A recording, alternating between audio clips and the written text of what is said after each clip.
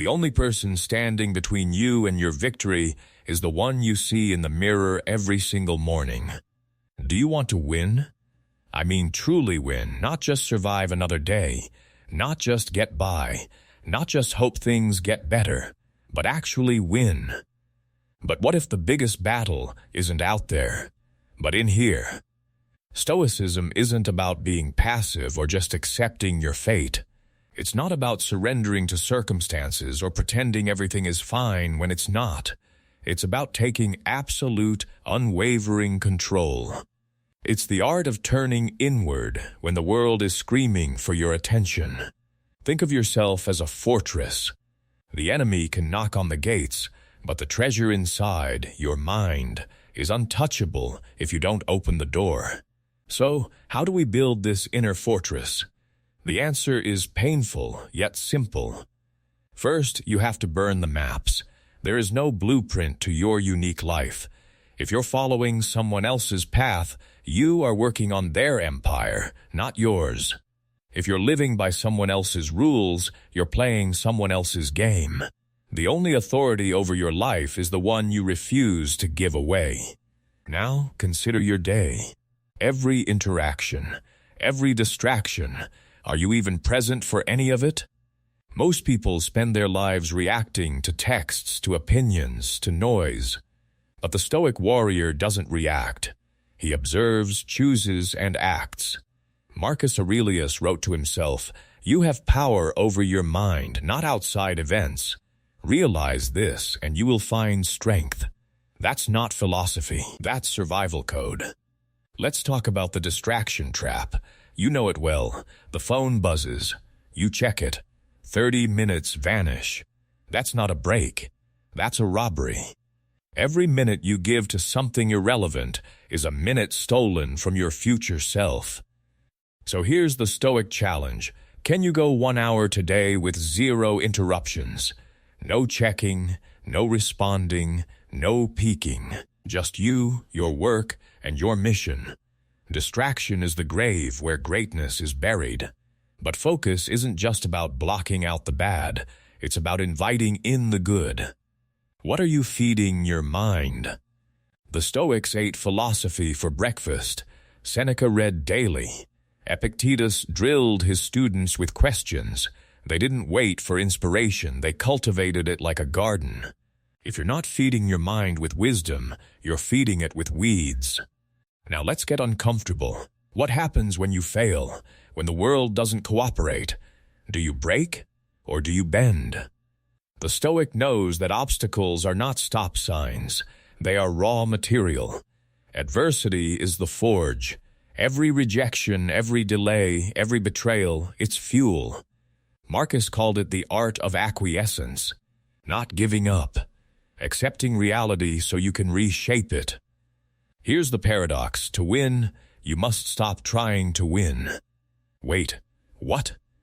Let me explain. When you chase victory obsessively, you become anxious, fearful, reactive. You grip the sword so tight your hand cramps.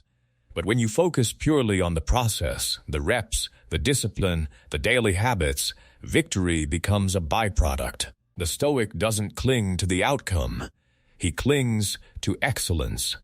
So, what's your domain? What's the game you're playing? Be brutally honest. Is it your health? Your business? Your relationships? Pick one, just one. For the next 90 days, focus like a laser on that single pillar. Every morning, ask yourself, what's the one thing I can do today that moves the needle? Then do it before anything else. No exceptions, no excuses. But here's the real test. The world will try to pull you off course. Friends will mock your discipline. Coworkers will call you obsessive. Social media will offer endless cheap dopamine. The Stoic hears all of it, nods politely, and returns to his work. He doesn't explain himself. He doesn't complain. He just continues. The quietest warrior makes the loudest impact. Let's talk about self-talk, the voice inside your head. Is it your ally or your assassin? The Stoics called this the ruling center. If you speak to yourself with doubt, you'll act with hesitation. If you speak with certainty, your body follows. So kill the inner critic. Replace "I can't" with "I'm learning." Replace "this is impossible" with "this will take time."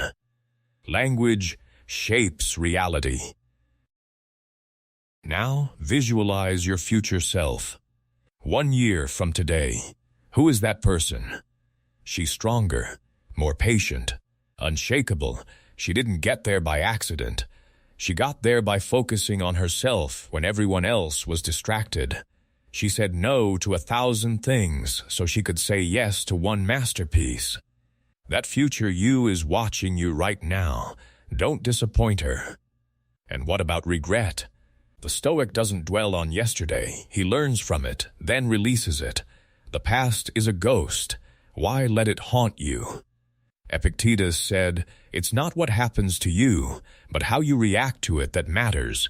That's freedom. You cannot change what's done, but you can change what you do next. Let it go." So, here's the daily ritual. Wake up before the world demands your attention. Spend 10 minutes in silence. No phone, no noise, just your breath and your intention. Write down your one priority for the day, then attack it while your willpower is fresh. Repeat this for 30 days, and you won't recognize your old self. But be warned, this path is lonely. Most people won't understand why you're so quiet, so intense, so unwilling to join their chaos. They'll call you cold. They'll call you selfish. Let them. The Stoic's duty is to himself first, so he can serve others better later. You can't pour from an empty cup. Fill your cup. Then overflow. Now, I want you to pause. Look around your current environment. Does it support your mission or sabotage it? If your room is messy, clean it. If your friends drain you, distance yourself. If your job is killing your soul, plan your exit.